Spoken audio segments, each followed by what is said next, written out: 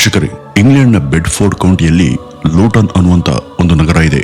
ಲಂಡನ್ನಿಂದ ಕೇವಲ 50 ಕಿಲೋಮೀಟರ್ ದೂರದಲ್ಲಿರುವಂತಹ ಈ ಒಂದು ನಗರ ಯುಕೆಯ ಪಾಕಿಸ್ತಾನಿ ಸಮುದಾಯದ ಪ್ರಮುಖ ಕೇಂದ್ರ. 2016 ಮೇ 23 ರಾತ್ರಿ ಅಲ್ಲಿನ ಪೊಲೀಸ್ ಸ್ಟೇಷನ್ಗೆ ಒಂದು ಅನಾಮಿಕ ಕರೆ ಬರುತ್ತೆ. ಆ ಫೋನ್ ಮಾಡಿದಂತ ಹುಡುಗಿ ತುಂಬಾ ಗಾಬರಿಯಿಂದ ಪೊಲೀಸರ ಬಳಿ ನಮ್ಮ ಮನೆಯಲ್ಲಿ ಕಳ್ತನಾಗಿದೆ ಹಾಗೂ ನನ್ನ ಅಕ್ಕ ಕೆಳಕ್ಕೆ ಬಿದ್ದಿದ್ದಾಳೆ, ಆ ಕಳ್ಳರು ಎಲ್ಲವನ್ನೂ ಕೂಡ ನಾಶ ಮಾಡಿದ್ದಾರೆ ಅಂತ ಭಯದಿಂದ ಪೊಲೀಸರ ಬಳಿ ಹೇಳ್ತಾಳೆ. ತಕ್ಷಣ ಪೊಲೀಸರು ಕೆಲವೇ ನಿಮಿಷಗಳಲ್ಲಿ ಆ ಒಂದು ಸ್ಥಳಕ್ಕೆ ಭೇಟಿಯನ್ನ ಕೊಡ್ತಾರೆ. ಮನೆಯೊಳಗೆ ಪ್ರವೇಶ ಮಾಡಿ ನೋಡಿದಾಗ ಅಲ್ಲಿನ ಪರಿಸ್ಥಿತಿ ನೋಡಿದಂತ ಪೊಲೀಸರಿಗೆ ಇದು ಸಾಮಾನ್ಯ ಕಳ್ಳತನ ಎಂಬುದು ಸ್ಪಷ್ಟವಾಗುತ್ತೆ. ಡ್ರಾಯಿಂಗ್ ರೂಮ್ ನ ಮಧ್ಯದಲ್ಲಿ ಒಬ್ಬ ಮಹಿಳೆ ಬಿದ್ದಿದ್ಲು. ಆಕೆ 34 ವರ್ಷದ ಸೈಮಾ ಖಾನ್. ಮನೆ ತುಂಬೆಲ್ಲ ರಕ್ತ ಚೆಲ್ಲಾಡಿತ್ತು. ಪೊಲೀಸರು ರೂಮ್ಗೆ ಹೋಗಿ ನೋಡಿದಾಗ ಅಲ್ಲಿದ್ದಂತ ವಸ್ತುಗಳು ಹಾಗೇನೆ ಇದ್ವು. ಯಾವ ವಸ್ತುಗಳು ಕೂಡ ಚಲಾಪಿಲಿಯಾಗಿರ್ಲಿಲ್ಲ. ಪೊಲೀಸರು ಮನೆಯನ್ನ ಪರೀಕ್ಷೆ ಮಾಡಿದಾಗ ಕಳ್ಳರು ಕನ್ನ ಕೊಡದಂತ ಯಾವ ಲಕ್ಷಣ ಕೂಡ ಕಂಡ್ಬರ್ಲಿಲ್ಲ. ಕೇವಲ ಒಂದು ಕಿಟಕಿಯ ಗಾಜು ಒಡೆದು ಹೋಗಿತ್ತು. ಆದ್ರೆ ಬಾಗ್ಲುಗಳು ಎಲ್ಲಾ ಕೂಡ ಸರಿಯಾಗೇ ಇದ್ವು. ಈ ಸೈಮಾ ಒಬ್ಬ ಮದುವೆ ಆದಂತ ಮಹಿಳೆ, 4 ಮಕ್ಕಳ ಮತ್ತೆ ಕೇರ್ ಟೇಕರ್ ವರ್ಕರ್ ಆಗಿ ಕೆಲಸವನ್ನ ಮಾಡ್ತಿದ್ದವಳು. ಆ ರಾತ್ರಿ ಅವ್ರ ಗಂಡ ಹಫೀಜ್ ರೆಹಮಾನ್ ಮತ್ತು ಮನೆಯ ಇತರ ಸದಸ್ಯರು ಯಾವುದೋ ಕೆಲಸದ ಮೇಲೆ ಹೊರಗಡೆ ಹೋಗಿದ್ರು. ಆಗ ಮನೇಲಿದ್ದವರು ಸೈಮಾ ಮತ್ತು ಈ ಮಕ್ಕಳು ಮಾತ್ರ. ಈಗ ಪ್ರಶ್ನೆ, ಈ ಅಪರಾಧವನ್ನ ಎಸಗಿದವರು ಯಾರು ಅನ್ನೋದು ಅಷ್ಟೇ ಅಲ್ಲ, ಇದನ್ನ ಯಾಕೆ ಮಾಡಿದ್ರು ಅನ್ನೋದು. ಇಲ್ಲಿ ನಿಜವಾಗಿ ಕಳ್ಳರು ಬಂದಿದ್ರ ಅಥವಾ ಇವೆಲ್ಲ ಪ್ಲಾನ್ ಮಾಡಿರೋದ? ಇದ್ರ ಬಗ್ಗೆ ಪೊಲೀಸ್ ತನಿಖೆ ಶುರುವಾಗ್ತಿದ್ದಂತೆ ಈ ಒಂದು ಪ್ರಕರಣಕ್ಕೆ ಸಂಬಂಧಪಟ್ಟಂತೆ ಒಂದು ನಿಗೂಢ ಪ್ಯಾಟರ್ನ್ ಸಿಗುತ್ತೆ. ಪೊಲೀಸರ ತನಿಖೆಯಲ್ಲಿ ಬಯಲಾದಂತ ಈ ಒಂದು ರಹಸ್ಯಗಳನ್ನ ಕೇಳಿದ್ರೆ ನೀವು ದಂಗಾಗೋದು ಖಂಡಿತ. ವೀಕ್ಷಕರೇ, ಅದಕ್ಕೂ ಮೊದಲು ನಾವು ಈ ಕುಟುಂಬದವರ ಬಗ್ಗೆ ತಿಳಿದುಕೊಳ್ಳೋದು ಅವಶ್ಯಕ. ವೀಕ್ಷಕರೇ, ಈ ಲೂಟನ್ ಇಂಗ್ಲೆಂಡ್ನ ಒಂದು ಪಟ್ಟಣ. ಅಲ್ಲಿ ಈ ಕುಟುಂಬ ವಾಸ ಇತ್ತು. ಪಾಕಿಸ್ತಾನದಿಂದ ಆಗಮಿಸಿ ಕೆಲವೇ ವರ್ಷಗಳ ಹಿಂದೆ ಅಲ್ಲಿ ನೆಲೆಯೂರಿದ್ರು. ಈ ಸೈಮಾ ಖಾನ್ 1982ರಲ್ಲಿ ಹುಟ್ಟುತ್ತವಳು ಮತ್ತು 7 ವರ್ಷಗಳ ನಂತರ 1989ರಲ್ಲಿ ಅವಳ ತಂಗಿ ಸಬಾ ಖಾನ್ ಜನಿಸಿದ್ಲು. ಅವ್ರ ಕುಟುಂಬದಲ್ಲಿ 2 ಸಹೋದರರಿದ್ರು. 2 ಸಹೋದರಿಯರು ತಮ್ಮ ಬಾಲ್ಯವನ್ನ ನೆದರ್ಲ್ಯಾಂಡ್ ನಲ್ಲೇ ಕಳೆದಿದ್ರು. ಸೈಮಾಗೆ 18 ವರ್ಷ ಆಗ್ತಿದ್ದಂತೆ ಕುಟುಂಬ ಇಂಗ್ಲೆಂಡ್ಗೆ ಶಿಫ್ಟ್ ಆಗ್ಬೇಕು ಅಂತ ನಿರ್ಧರಿಸ್ತಾರೆ. ಹೀಗಾಗಿ ಲೂಟನ್ಗೆ ಬಂದು ನೆಲೆಯೂರ್ತಾರೆ. ಈ ಒಂದು ಕುಟುಂಬ ತಮ್ಮ ಸಂಸ್ಕೃತಿಯನ್ನ ಚಾಚು ತಪ್ಪದೆ ಫಾಲೋ ಮಾಡ್ತಾ ಇತ್ತು. ಜೊತೆಗೆ ಯುರೋಪಿಯನ್ ಆಲೋಚನೆಗಳನ್ನು ಕೂಡ ಅವರು ನಿಧಾನವಾಗಿ ಅಳವಡಿಸಿಕೊಳ್ಳೋದಕ್ಕೆ ಪ್ರಾರಂಭಿಸ್ತಾರೆ. ಈ ಸೈಮಾ ಮತ್ತು ಸಭಾಗೆ ಇಬ್ಬರಿಗೂ ಡಚ್ ಭಾಷೆ ತುಂಬಾ ಚೆನ್ನಾಗಿನೇ ಬರ್ತಿತ್ತು.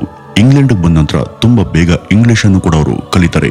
ಕುಟುಂಬದ ಪ್ರತಿಯೊಬ್ಬ ಸದಸ್ಯರು ಕೂಡ ಪರಸ್ಪರ ಒಬ್ರನ್ನೊಬ್ರು ಪ್ರೀತಿ ಮತ್ತು ಕಾಳಜಿಯನ್ನ ಮಾಡ್ತಿದ್ರು. ಈ ಸೈಮಳನ ಜನ ಒಬ್ಬ ದಯಾಮಯಿ ಮತ್ತು ಕಷ್ಟದಲ್ಲಿರೋರಿಗೆ ಸಹಾಯ ಮಾಡುವ ಒಳ್ಳೆಯ ಗುಣ ಇರುವಂತ ಹುಡುಗಿಂತ ಎಲ್ಲರೂ ಕೂಡ ಹೇಳ್ತಿದ್ರು. ಮತ್ತೆ ಆಕೆಯನ್ನ ಎಲ್ಲರೂ ಕೂಡ ಬಹಳ ಪ್ರೀತಿ ಮಾಡ್ತಿದ್ರು. ಬಹುಶಃ ಇದೇ ಒಂದು ಗುಂಡಿನೇ ಆಕೆ ನರ್ಸಿಂಗ್ ಅಧ್ಯಯನವನ್ನ ಶುರು ಮಾಡಿದ್ಲು ಅಂತ ಅನ್ಸುತ್ತೆ. ಸಭಾ ತನ್ನ ಅಕ್ಕ ಸೈಮಳೊಂದಿಗೆ ತುಂಬಾ ಹತ್ರ ಆಗಿದ್ಲು. ಒಬ್ರನ್ ಬಿಟ್ಟು ಒಬ್ರು ಇರೋದಕ್ಕೆ ಸಾಧ್ಯ ಆಗ್ತಾ ಇರ್ಲಿಲ್ಲ. ಎಲ್ಲಾ ವಿಚಾರಗಳನ್ನು ಕೂಡ ಹಂಚ್ಕೊಳ್ತಿದ್ರು. ನರ್ಸಿಂಗ್ ಮುಗಿದ ನಂತರ ಈ ಸೈಮಾ ಕೇರ್ ಗಿವರ್ ಆಗಿ ಕೆಲಸವನ್ನ ಶುರು ಮಾಡ್ತಾಳೆ. ಮತ್ತೆ ಅಲ್ಲಿಂದನೇ ಅವಳ ಜೀವನ ಹೊಸ ತಿರುವನ್ನ ಪಡೆದುಕೊಳ್ಳುತ್ತೆ. ಆಕೆ ಕೆಲಸ ಏನು ಅಂದ್ರೆ ವೃದ್ಧರು ಅಥವಾ ರೋಗಿಗಳನ್ನ ನೋಡ್ಕೊಳ್ಳೋದು. ಅವ್ರಿಗೆ ವೈದ್ಯಕೀಯ ಸಹಾಯ ಬೇಕಿದ್ರೆ ಮತ್ತೆ ಆಸ್ಪತ್ರೆಗೆ ಹೋಗೋದಿಕ್ಕೆ ಸಾಧ್ಯ ಇಲ್ದವ್ರನ್ನ ಆಕೆ ಅವ್ರ ಮನೆಗೆ ಹೋಗಿ ಚಿಕಿತ್ಸೆಯನ್ನ ಕೊಡ್ತಿದ್ಲು ಮತ್ತೆ ನೋಡ್ಕೊಳ್ತಾ ಇದ್ಲು. ದಿನವಿಡೀ ಆಕೆ ಸಾಕಷ್ಟು ಮನೆಗೆ ಹೋಗಿ ಈ ಕೆಲಸವನ್ನ ಮಾಡ್ಬರ್ತಿದ್ಲು. ಆಕೆಗೆ 21 ವರ್ಷ ಇದ್ದಾಗ ಅವಳಿಗೆ ಮದುವೆ ಮಾಡ್ಬೇಕು ಅಂತ ಅವರ ತಂದೆ ತಾಯಿ ಹುಡುಗನನ್ನ ಹುಡುಕ್ತಾ ಇರ್ತಾರೆ. ಆಕೆ ಪೋಷಕರ ಪ್ರಕಾರ ಹೆಣ್ಮಕ್ಳು ಎಷ್ಟು ಬೇಗ ಮದುವೆಯಾಗಿ ಗಂಡನ ಮನೆಗೆ ಸೇರ್ತಾರೋ ಅಷ್ಟು ಒಳ್ಳೇದು ಅಂತ ಅವರ ಅಭಿಪ್ರಾಯ ಆಗಿತ್ತು. ಹೀಗಾಗಿ ಆಕೆ ಪೋಷಕರು ಪಾಕಿಸ್ತಾನದಲ್ಲಿದ್ದಂತ ಅವರ ಸಂಬಂಧಿಕರ ಬಳಿ ಈ ಒಂದು ವಿಚಾರವನ್ನ ಪ್ರಸ್ತಾಪ ಮಾಡ್ತಾರೆ. ಆಗ ಈ ಒಂದು ಸಮಯದಲ್ಲಿ ಕೇಳಿಬಂದಂತ ಹೆಸರೇ ಹಫೀಜ್ ರೆಹಮಾನ್. ಆತ ಕೂಡ ಪಾಕಿಸ್ತಾನದವನು. ಆತ ಒಬ್ಬ ಸಾಮಾನ್ಯ ಮಧ್ಯಮ ವರ್ಗದ ಕುಟುಂಬದಿಂದ ಬೆಳೆದು ಬಂದಂತ ಹುಡುಗ. ಆತ ಯಾವತ್ತೂ ಪಾಕಿಸ್ತಾನ ಬಿಟ್ಟು ಬೇರೆ ದೇಶವನ್ನ ನೋಡೋದವನೇ ಅಲ್ಲ.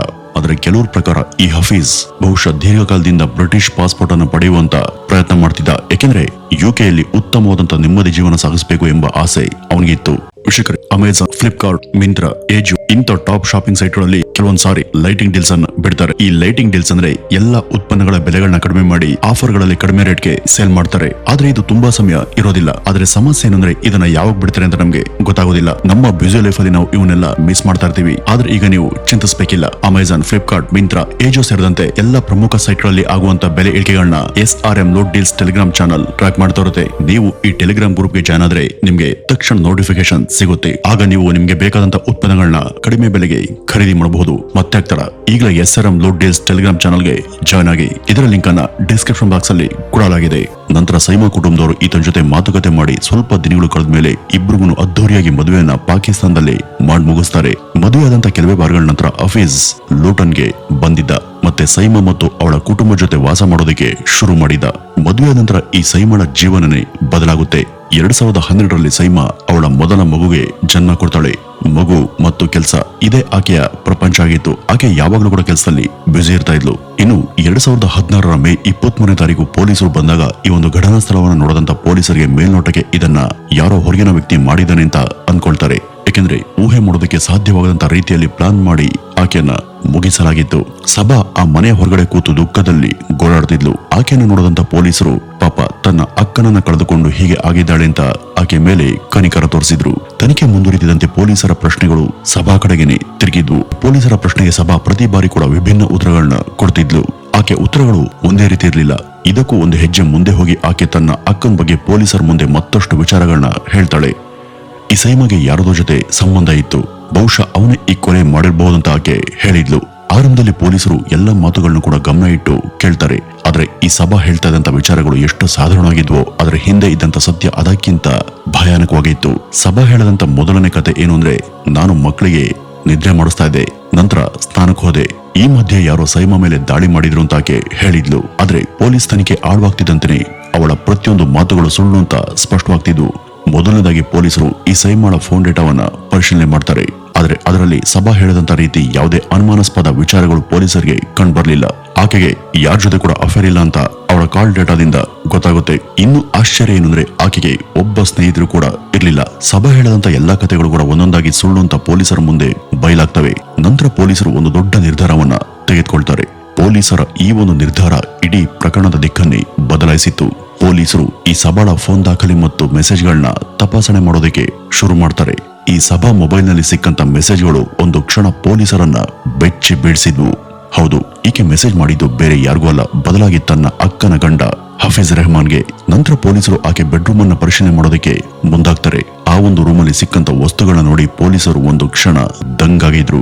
ಏಕೆಂದ್ರೆ ಆಕೆ ರೂಮ್ ನಲ್ಲಿ ಕೊಲೆ ಮಾಡುವಂತ ಸಮಯದಲ್ಲಿ ಬಳಸಿದಂತ ಆಯುಧ ಮತ್ತು ಧರಿಸಿದಂತ ಬಟ್ಟೆಗಳು ಮತ್ತೆ ಆಕೆ ಮನೆಯಲ್ಲಿ ಕಳ್ತನಾಗಿದೆ ಅಂತ ಹೇಳಿದಂತ ಒಡವೆಗಳು ಎಲ್ಲ ಕೂಡ ಪೊಲೀಸರಿಗೆ ಸಿಕ್ಕಿದ್ವು. ಇಷ್ಟೆಲ್ಲ ಸಾಕ್ಷಿಗಳು ಪೊಲೀಸರಿಗೆ ದೊರೆತಿದ್ದಂತ ಕಾರಣ ಆಕೆ ಮತ್ಯಾವ ಸುಳ್ಳಿನ ಕತೆ ಹೇಳೋದಕ್ಕೆ ಸಾಧ್ಯ ಇಲ್ಲದಂತಾಗಿತ್ತು. ನಂತರ ಪೊಲೀಸರು ಹಫೀಜ್ ರೆಹಮಾನ್ ಅನ್ನ ವಿಚಾರಣೆಗೆ ಕರೀತಾರೆ. ವಿಚಾರಣೆಯ ಸಮಯದಲ್ಲಿ ಆತ ಹೇಳಿದಂತ ವಿಚಾರ ಏನ್ ಗೊತ್ತಾ, ಇಲ್ಲಿ ನೀವು ಊಹೆ ಕೂಡ ಮಾಡದಂತ ಒಂದು ಟ್ವಿಸ್ಟ್ ಇದೆ. ಅದೇನಪ್ಪ ಅಂದ್ರೆ, ಸಭಾಗೆ ತನ್ನ ಅಕ್ಕನ ಗಂಡ ಆದಂತ ಹಫೀಜ್ ರೆಹಮಾನ್ ಜೊತೆ ಅಫೇರ್ ಇತ್ತು. ಆದ್ರೆ ಯಾರು ಮೊದಲು ಈ ಒಂದು ಸಂಬಂಧವನ್ನ ಶುರು ಮಾಡಿದ್ರು ಅನ್ನೋದಕ್ಕೆ ಸ್ಪಷ್ಟ ಉತ್ತರ ಇಲ್ಲ. ಈ ಹಫೀಜ್ ಸಭಾನೇ ಇದನ್ನ ಮೊದಲು ಶುರು ಮಾಡಲು ಅಂತ ಹೇಳ್ತಾನೆ. ಆದ್ರೆ ಈ ಸಭಾ ಮೊದಲು ಶುರು ಮಾಡಿದ್ದೆ ಈ ಹಫೀಜ್ ಅಂತ ಹೇಳ್ತಾಳೆ. ಅವನ ಮಾತಿಗೆ ನಾನು ಮರುಳಾಗಿ ಸೋತು ಹೋಗಿದ್ದೆ. ಈ ಒಂದು ತಪ್ಪಿನಲ್ಲಿ ಇಬ್ಬರದು ಕೂಡ ಸಮಪಾಲಿದೆ ಅಂತ ಆಕೆ ಹೇಳಿದ್ಲು. ಇದು ಕೇವಲ ಸೈಮಾಗೆ ಆದಂತ ದ್ರೋಹ ಅಲ್ಲ, ಇಡೀ ಕುಟುಂಬಕ್ಕೆ ಆದಂತ ದ್ರೋಹ ಮತ್ತು ವಂಚನೆ. ಸೈಮಾ ಮನೆಯಿಂದ ಹೊರಗಡೆ ಇದ್ದಾಗ ಇಬ್ರು ಕೂಡ ಮನೆಯಲ್ಲಿ ಒಟ್ಟಿಗೆ ಇರ್ತಿದ್ರು. ಅವಳು ಮನೆಯಲ್ಲಿದ್ದಾಗ ಇವರೆಲ್ಲರೂ ಕೂಡ ಹೊರಗಡೆ ಹೋಗೋ ನಾಟಕವನ್ನ ಮಾಡ್ತಿದ್ರು. 4 ವರ್ಷಗಳ ಕಾಲ ಈ ಒಂದು ಸಂಬಂಧ ಇದೇ ರೀತಿ ರಹಸ್ಯವಾಗಿ ಯಾರಿಗೂ ಕೂಡ ಗೊತ್ತಾಗದಂತೆ ಸಾಗಿತ್ತು. ಆದ್ರೆ ಈ ಒಂದು ಸಂಬಂಧ ಕೊಲೆ ಮಾಡುವಷ್ಟರ ಮಟ್ಟಿಗೆ ಬೆಳೆದದ್ದು ಹೇಗೆ ಗೊತ್ತಾ, ಸೈಮಗೆ ಯಾವತ್ತೂ ಇವರಿಬ್ಬರ ಸಂಬಂಧದ ಬಗ್ಗೆ ಅನುಮಾನನೇ ಬಂದಿರಲಿಲ್ಲ. ಯಾಕೆಂದ್ರೆ ಅವಳಿಗೆ ತನ್ನ ತಂಗಿ ಸಭಾ ಮೇಲೆ ಅಂಧ ವಿಶ್ವಾಸ ಇತ್ತು. ಅವಳ ಸಂಪೂರ್ಣ ಜಗತ್ತು ತನ್ನ ಮಕ್ಕಳನ್ನ ಮತ್ತು ತನ್ನ ಕುಟುಂಬದವರನ್ನ ನೋಡ್ಕೊಳ್ಳೋದಾಗಿತ್ತು. ಇದರಲ್ಲಿ ಆಕೆ ಮುಳುಗಿ ಹೋಗಿದ್ಲು. ಆದ್ರೆ ನಂತರ ನಡೆದಂತ ಘಟನೆ ಎಲ್ಲರನ್ನೂ ಕೂಡ ಬೆಚ್ಚಿ ಬೀಳಿಸುವಂತದ್ದು. ಈ ಅನೈತಿಕ ಸಂಬಂಧದ ಪರಿಣಾಮವಾಗಿ ಒಂದ್ ದಿವಸ ಸಭಾಗೆ ತಾನು ಪ್ರೆಗ್ನೆಂಟ್ ಅಂತ ಗೊತ್ತಾಗುತ್ತೆ. ಹಫೀಜ್ ಅವಳಿಗೆ ನೀನು ಹೋಗಿ ಅಬಾರ್ಷನ್ ಮಾಡಿಸ್ಕೊಂಡು ಇದನ್ನ ತೆಗ್ಸು ಅಂತ ಹೇಳಿದ್ದ. ಅವಳು ಕೂಡ ಅದನ್ನ ಮಾಡಿದ್ಲು. ಆದ್ರೆ ಇದಾದ ನಂತರ ಸಭಾ ಮನಸ್ಸಲ್ಲಿ ಒಂದು ರೀತಿಯ ಕಹಿಯಾದ ಭಾವನೆ ಹುಟ್ಕೊಳ್ಳೋದಕ್ಕೆ ಶುರುವಾಗುತ್ತೆ. ಆಕೆಗೆ ತನ್ನ ಭಾವ ಆಕೆಯನ್ನ ಪ್ರೀತಿ ಮಾಡದೆ ಬದಲಾಗಿ ಟೈಮ್ ಪಾಸ್ ಮಾಡ್ತಿದ್ದಾನೆ ಅಂತ ಅನ್ಸೋದಕ್ಕೆ ಶುರುವಾಗುತ್ತೆ. ಈ ಒಂದು ಯೋಚನೆ ಆಕೆಯನ್ನ ಯಾವ ಮಟ್ಟಿಗೆ ಕರ್ಕೊಂಡು ಹೋಗಿತ್ತು ಅಂದ್ರೆ, ಸಭಾಗೆ ಸೈಮಾಳ ಜೀವನವನ್ನೇ ಕಿತ್ಕೊಳ್ಬೇಕು ಅಂತ ನಿರ್ಧಾರ ಮಾಡಿದ್ಲು. ಅವಳ ಮನೆ, ಅವಳ ಗಂಡ, ಈ ರೀತಿ ಎಲ್ಲವೂ ಕೂಡ ನನಗೆ ಸೇರಿದ್ದು, ಇದ್ರ ಮೇಲೆ ನನಗ್ ಮಾತ್ರ ಹಕ್ಕಿರ್ಬೇಕು ಅಂತ ಆಕೆ ಯೋಚಿಸ್ತಾ ಇದ್ಲು. ಆದ್ರೆ ಇತ್ತ ಹಫೀಜ್ ರೆಹಮಾನ್ಗೆ ಈಗ ತನ್ನ ತಪ್ಪಿನ ಅರಿವಾಗಿತ್ತು. ಹೀಗಾಗಿ ಹಫೀಜ್ ಸಭಾ ಜೊತೆ ದೂರ ಇರಬೇಕು ಅಂತ ನಿರ್ಧಾರ ಮಾಡಿದ್ದ. ಆದ್ರೆ ಸಭಾ ಎಲ್ಲವನ್ನು ಕೂಡ ತ್ಯಾಗ ಮಾಡುವಂತ ಮನೋಭಾವದಿಂದನೇ ಹಫೀಜ್ಗಾಗಿ ಕಾಯ್ತಾ ಇದ್ಲು. ಅವಳು ಪ್ರತಿದಿನ ಅವನ್ಗೆ ಕಾಲ್ ಮಾಡ್ತಿದ್ಲು, ಮೆಸೇಜ್ ಕೂಡ ಕಳಿಸ್ತಾ ಇದ್ಲು. ಮತ್ತೆ ಆಕೆ ಯಾವಾಗ್ಲೂ ಒಂದೇ ಒಂದು ಮಾತನ್ನ ಪದೇ ಪದೇ ಹೇಳ್ತಾ ಇದ್ಲು. ಅದೇನಪ್ಪ ಅಂದ್ರೆ, ಈ ಜಗತ್ತಿನಲ್ಲಿ ಯಾರು ಕೂಡ ನನ್ನ ಭಾವನೆಗಳನ್ನ ಬದಲಾಯಿಸೋದಕ್ಕೆ ಸಾಧ್ಯ ಇಲ್ಲ. ನನ್ನ ಪ್ರೀತಿ ದಿನಕ್ಕೆ ಹೆಚ್ಚಾಗ್ತಾನೆ ಇದೆ ಅಂತ ಆಕೆ ಹೇಳ್ತಾ ಇದ್ಲು. ಇದರಿಂದ ಆತ ಆಕೆ ನಂಬರ್ ಅನ್ನ ಬ್ಲಾಕ್ ಮಾಡ್ತಾನೆ. ಆದ್ರೆ ಈ ಸಭಾ ಆಕೆ ಜೀವನದಲ್ಲಿ ತನ್ನ ಸೋಲನ್ನ ಯಾವತ್ತೂ ಒಪ್ಪಿಕೊಂಡವಳೇ ಅಲ್ಲ. ಆಕೆ ತಾನು ಪ್ರೀತಿ ಮಾಡದಂತ ವ್ಯಕ್ತಿ ತನ್ನಿಂದ ದೂರ ಆಗ್ತಿರೋದನ್ನ ನೋಡಿದ್ಮೇಲೆ ಅವಳು ಫ್ರಸ್ಟ್ರೇಷನ್ ಅಲ್ಲಿ ಇದ್ಲು. ಸೈಮಾನೆ ಅವಳ ಎಲ್ಲಾ ಸಮಸ್ಯೆಗಳ ಮೂಲ ಅಂತ ಸಂಪೂರ್ಣವಾಗಿ ಆಕೆ ನಂಬಿದ್ಲು. ನಂತರ ಪೊಲೀಸರ ತನಿಖೆಯಲ್ಲಿ ಸೈಮಾಳ ಫೋನ್ ನಲ್ಲಿ 100 ಸಂದೇಶಗಳು ಸಿಕ್ಕಿದ್ವು. ಅವುಗಳಲ್ಲಿ ಸಭಾ ಸೈಮಾಳ ವಿರುದ್ಧ ನಿಂದನೆ, ಬೆದರಿಕೆ, ಹಿಂಸಾತ್ಮಕ ಪದಗಳನ್ನ ಬಳಸಿದ್ಲು. ಈ ಸಭಾ 3 ತಿಂಗಳು ಕಾಲ ಈ ಸೈಮಾಳ ವಿರುದ್ಧ ಪ್ಲಾನ್ ಮಾಡಿದ್ಲು ಎಂಬುದು ತನಿಖೆಯಲ್ಲಿ ಬಹಿರಂಗವಾಯಿತು. ಇಂಟರ್ನೆಟ್ ನಲ್ಲಿ ಸರ್ಚ್ ಮಾಡಿ ಬಹಳಷ್ಟು ಆರ್ಟಿಕಲ್ ಮತ್ತು ಹೇಗೆ ಕೊಲೆ ಮಾಡೋದು ಅನ್ನೋದನ್ನ ಆಕೆ ರಿಸರ್ಚ್ ಮಾಡಿದ್ಲು. ಇಷ್ಟಲ್ಲದೆ ಆಕೆ ಮಾಡದಂತ ಮತ್ತೊಂದು ಕೆಲಸ ಏನಪ್ಪಾ ಅಂದ್ರೆ, ಆಕೆ ತನ್ನ ಸ್ವಂತ ಅಕ್ಕ ನಾಶ ಆಗ್ಬೇಕು ಅಂತ ಮಾಟ ಮಂತ್ರ ಮಾಡೋರ್ಗೂ ಕೂಡ ಹಣವನ್ನ ಕೊಟ್ಟು ಬುಕ್ ಮಾಡಿದ್ಲು. ಆದ್ರೆ ಆ ವ್ಯಕ್ತಿ ಒಬ್ಬ ಮೋಸ್ಕರ ಆಗಿದ್ದ. ಅವನು ಹಣ ಪಡೆದುಕೊಂಡು ಪರಾರಿಯಾಗಿದ್ದ. ಇತ್ತ ಹಫೀಜ್ಗೆ ನಿಜವಾಗಿಯೂ ತನ್ನ ತಪ್ಪಿನ ಅರಿವಾಗಿ ಪಶ್ಚಾತ್ತಾಪದಿಂದ ಒಳ್ಳೆ ಜೀವನ ನಡೆಸಬೇಕು ಅಂತ ಮುಂದೆ ಸಾಗಿದ್ದ. 2016 ಮೇ 25 ಲೂಟನ್ನಲ್ಲಿ ಒಂದು ಹೊಸ ಫ್ಲಾಟ್ಗೆ ಶಿಫ್ಟ್ ಆಗಿ ತನ್ನ ಹೆಂಡತಿ ಹಾಗೂ ಮಕ್ಕಳೊಂದಿಗೆ ಹೊಸ ಜೀವನ ಶುರು ಮಾಡಬೇಕು ಅಂತ ಆತ ನಿರ್ಧರಿಸಿದ್ದ. ಈ ಒಂದು ವಿಚಾರ ಗೊತ್ತಾದಾಗ ಸಭಾಗೆ ಆಕಾಶನೇ ತಲೆ ಮೇಲೆ ಬಿದ್ದಂತಾಗಿತ್ತು. ಆಗ ಆಕೆ ಇದು ಯಾವುದೇ ಕಾರಣಕ್ಕೂ ನಡೀಬಾರದು ಅಂತ ಚಿಂತಿಸ್ತಾಳೆ. 25ನೇ ತಾರೀಕಿನ ಮೊದಲೇ ಆಕೆ ತನ್ನ ಅಕ್ಕನಿಗೆ ಒಂದು ಗತಿ ಕಾಣಿಸ್ಬೇಕು ಅಂತ ನಿರ್ಧರಿಸ್ತಾಳೆ. ಯಾಕೆಂದ್ರೆ ಹಫೀಜ್ ಒಂದ್ಸಾರಿ ಹೋದ್ರೆ ಅವನು ಮರಳಿ ಬರೋದಿಲ್ಲ ಅನ್ನೋದು ಆಕೆಗೆ ಗೊತ್ತಿತ್ತು. ಹೀಗಾಗಿ ಆಕೆ ತನ್ನ ಅಕ್ಕನ ಕಥೆನ ಮುಗಿಸ್ಬೇಕು ಅಂತ ಪ್ಲಾನ್ ಮಾಡಿದ್ಲು. ವೀಕ್ಷಕರೇ, ಅದು ಮೇ 23ನೇ ತಾರೀಕು. ಅವತ್ತು ಸೈಮಾ, ಅವಳ ಗಂಡ ಹಫೀಜ್ ಮತ್ತು ಸಹೋದರರು, ಪೋಷಕರು ಎಲ್ಲರೂ ಕೂಡ ಹೊರಗಡೆ ಹೋಗಿದ್ರು. ಮನೆಯಲ್ಲಿದ್ದವರು ಈ ಸಭಾ ಮತ್ತು ಸೈಮಾಳ 4 ಮಕ್ಕಳು ಮಾತ್ರ. ಸಂಜೆ ಹೊತ್ತಲ್ಲಿ ಸಭಾ ಮಕ್ಕಳನ್ನ ಬೆಡ್ರೂಮ್ ನಲ್ಲಿ ಮಲಗಿಸಿ ಸೈಮಾಳಿಗೆ ಒಂದು ಮೆಸೇಜ್ ಅನ್ನ ಕಳಿಸ್ತಾಳೆ. ನಿನ್ ಮಗಳು ತುಂಬಾ ಅಳ್ತಿದ್ದಾಳೆ, ನನಗೆ ಹ್ಯಾಂಡಲ್ ಮಾಡೋದಕ್ಕೆ ಆಗ್ತಿಲ್ಲ, ಪ್ಲೀಸ್ ಬೇಗ ಬಾ ಅಂತ ಹೇಳಿದ್ಲು. ಅದನ್ನ ನೋಡಿದ ಕೂಡಲೇ ಆಕೆ ಅಲ್ಲಿಗೆ ಓಡ್ ಬಂದಿದ್ಲು. ಅಷ್ಟರಲ್ಲಿ ಆಗ್ಲೇ ಈ ಸಭಾ ಸಿದ್ಧಳಾಗಿದ್ಲು. ಕೆಲವು ದಿನಗಳ ಹಿಂದೆ ಸೂಪರ್ ಮಾರ್ಕೆಟ್ ನಿಂದ ತಂದಿದಂತ ವಸ್ತುಗಳನ್ನ ಈಕೆ ಆಗ್ಲೇ ರೆಡಿ ಮಾಡಿಟ್ಕೊಂಡಿದ್ಲು. ನಂತರ ಆಕೆ ಮನೆ ಹೊರಗಡೆ ಹೋಗಿ ಕಾಲಿಂಗ್ ಬೆಲ್ ಅನ್ನ ಒತ್ತುತ್ತಾಳೆ. ಮತ್ತೆ ಮನೆಯ ಎಲ್ಲಾ ಲೈಟ್ಸ್ ಗಳನ್ನು ಕೂಡ ಆಫ್ ಮಾಡ್ತಾಳೆ. ಸೈಮಾಳಿಗೆ ಏನು ಕಾಣಿಸಬಾರ್ದು ಅಂತ ಆಕೆ ಈ ಕೆಲಸವನ್ನ ಮಾಡಿದ್ಲು. ಇದನ್ನ ಅರಿಯದೆ ಆಕೆ ಯಾರೋ ಬಂದಿದ್ದಾರೆ ಅಂತ ಬಾಗ್ಲನ್ನ ತೆಗೆಯೋದಕ್ಕೆ ಹೋದಾಗ ಕೆಲವೇ ನಿಮಿಷಗಳಲ್ಲಿ ಅವಳು ಸೈಮಾಳ ಮೇಲೆ ದಾಳಿ ಮಾಡ್ತಾಳೆ. ಅದು 1 ಬಾರಿ ಅಲ್ಲ, 2 ಬಾರಿ ಅಲ್ಲ, ಪದೇ ಪದೇ ಆಕೆನ ಚುಚ್ಚಿ ಸಾಯಿಸೋದಕ್ಕೆ ಆಕೆ ಪ್ರಯತ್ನ ಪಡ್ತಾಳೆ. 8 ನಿಮಿಷಗಳ ಕಾಲ ನಿರಂತರವಾಗಿ ಆಕೆ ಹಲ್ಲೆ ಮಾಡ್ತಾಳೆ. ಅವಳಲ್ಲಿ ಸ್ವಲ್ಪ ಕೂಡ ಕರುಣೆ ಇರಲಿಲ್ಲ, ಇದ್ದದು ಕೇವಲ ಕೋಪ ಮಾತ್ರ. ಆಕೆ ಸತ್ತಿದ್ದಳಂತ ದೃಢಪಡಿಸಿಕೊಂಡ ನಂತರ ಸಭಾ ತಾನು ಧರಿಸಿದಂತ ಬಟ್ಟೆ ಹಾಗೂ ಬಳಸಿದಂತ ವಸ್ತುಗಳನ್ನ ತನ್ನ ಕೋಣೆಯಲ್ಲೇ ಬಚ್ಚಿಡ್ತಾಳೆ. ನಂತರ ಕಿಟಕಿಯನ್ನು ಒಡೆದು ಹಾಕಿ ಸೈಮಾ ತೊಟ್ಟಿದಂತ ಎಲ್ಲಾ ಒಡವೆಗಳನ್ನು ಕೂಡ ಕದ್ದು ಸ್ನಾನ ಮಾಡಿ ಬಟ್ಟೆಯನ್ನ ಬದಲಿಸಿ ನಂತರ ಪ್ಲಾನ್ ಪ್ರಕಾರ ಪೇರೆಂಟ್ಸ್ ಹಾಗೂ ಪೊಲೀಸರಿಗೆ ಕರೆ ಮಾಡಿ ಮನೆಯಲ್ಲಿ ಕಳ್ತನ ಆಗಿದೆ ಅಂತ ನಾಟ್ಕಾಡ್ತಾಳೆ. ನಂತರ ಇದಾದ್ಮೇಲೆ ಏನ್ ನಡೀತು ಅಂತ ನಿಮ್ಗೆಲ್ಲ ಗೊತ್ತೇ ಇದೆ. ಆಮೇಲೆ ಪೊಲೀಸರು ಈಕೆಯನ್ನ ನ್ಯಾಯಾಲಯಕ್ಕೆ ಒಪ್ಪಿಸ್ತಾರೆ. ನಂತರ ಲಂಡನ್ನ ಕೋರ್ಟ್ನಲ್ಲಿ ಈ ಸಭಾ ತನ್ನ ತಪ್ಪನ್ನ ಒಪ್ಕೊಳ್ತಾಳೆ. ನಂತರ ಕೇವಲ 2 ದಿನದಲ್ಲಿ ನ್ಯಾಯಾಧೀಶರು ಆಕೆಗೆ 22 ವರ್ಷಗಳ ಕಠಿಣ ಶಿಕ್ಷೆಯನ್ನ ಕೊಡ್ತಾರೆ. ಆಮೇಲೆ ಈ ಸಭಾಪರ ವಕೀಲರು ಶಿಕ್ಷೆಯನ್ನ ಕಡಿಮೆ ಮಾಡಬೇಕು ಅಂತ ಮನವಿ ಮಾಡ್ಕೊಳ್ತಾರೆ. ಆಕೆ ವಕೀಲರು ಅವಳು ಯುವತಿ, ವಿದ್ಯಾವಂತೆ, ಈಗ ಆಕೆಗೆ ತಾನು ಮಾಡದಂತ ತಪ್ಪು ಅರಿವಾಗಿದೆ, ಹೀಗಾಗಿ ಆಕೆಗೆ ಮತ್ತೊಂದು ಅವಕಾಶ ಕೊಡಬೇಕು ಅಂತ ಕೋರ್ಟ್ ಮುಂದೆ ಕೇಳ್ಕೊಳ್ತಾರೆ. ಆದ್ರೆ ಜಡ್ಜ್ ಮಾತ್ರ ಇದಕ್ಕೆ ಒಪ್ಲಿಲ್ಲ. ಇದು ಕೋಪದ ಕ್ಷಣದ ಫಲ ಅಲ್ಲ, ಇದು 3 ತಿಂಗಳ ಮುಂಚೆನೆ ರೂಪಿತಗೊಂಡಿದ್ದಂತ ಯೋಜನೆ ಅಂತ ಹೇಳಿ ಆಕೆ ಶಿಕ್ಷೆಯನ್ನ ಮುಂದುವರಿಸ್ತಾರೆ. ಇನ್ನು ಹಫೀಜ್ ರೆಹಮಾನ್ ಮಾಧ್ಯಮದ ಎದುರು ಒಂದು ಸಣ್ಣ ಸ್ಟೇಟ್ಮೆಂಟ್ ಅನ್ನ ಕೊಟ್ಟಿದ್ದ.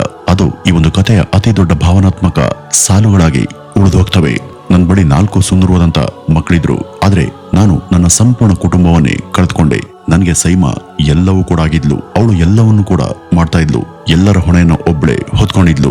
ಇವೆಲ್ಲ ನನಗೆ ಬೇಗ ಅರ್ಥ ಆಗಿದ್ರೆ ಈ ರೀತಿ ಆದಂತ ಪರಿಸ್ಥಿತಿ ಇವತ್ತು ನನಗೆ ಬರ್ತಾ ಇರ್ಲಿಲ್ಲ ಅಂತ ಆತ ಹೇಳಿದ್ದ. ವೀಕ್ಷಕರೇ, ಇಲ್ಲಿ ಯಾರದೋ ತಪ್ಪಿಗೆ ಒಂದು ಮುಗ್ಧ ಜೀವ ಬಲಿಯಾಗಿ ಹೋಯಿತು. ಅತ್ತ 4 ಜನ ಮಕ್ಕಳು ತಾಯಿ ಪ್ರೀತಿಯನ್ನು ಕಳೆದುಕೊಂಡು ಅನಾಥರಾಗಿ ಬದುಕುವಂತ ಪರಿಸ್ಥಿತಿ ಎದುರಾಯಿತು. ವೀಕ್ಷಕರೇ, ಇಲ್ಲಿ ಈ ಹಫೀಜ್ ರೆಹಮಾನ್ ಮತ್ತು ಸಭಾ ಈ ಇಬ್ರು ಕೂಡ ಸೇರಿ ಮಾಡದಂತ ತಪ್ಪಿಗೆ ಎಂತ ದುರಂತ ನಡೆದೋಯ್ತು ನೋಡಿ. ಇದರಿಂದ ನಾವು ಕಲಿಬೇಕಾದಂತ ಪಾಠ ಏನು ಅಂದ್ರೆ, ತಮ್ಮ ಕ್ಷಣಿಕ ಸುಖಕ್ಕೆ ಎಷ್ಟೋ ಮುಗ್ಧ ಜೀವಗಳು ಬಲಿಯಾಗ್ತವೆ ಹಾಗೂ ಅವರ ಜೀವನ ಹಾಳಾಗುತ್ತೆ ಅನ್ನೋದನ್ನ ಈ ತಪ್ಪನ್ನ ಮಾಡೋರು ಅರ್ಥ ಮಾಡ್ಕೋಬೇಕು ಅಂತ ಹೇಳ್ತಾ ಈ ಒಂದು ವಿಡಿಯೋವನ್ನ ಇಲ್ಲಿಗೆ ಮುಗಿಸೋಣ. ಇನ್ನು ಇದ್ರ ಬಗ್ಗೆ ನಿಮ್ಮ ಅನಿಸಿಕೆಯನ್ನ ಕಮೆಂಟ್ ಮೂಲಕ ತಪ್ಪದೆ ತಿಳಿಸಿ. ನಮಸ್ಕಾರ.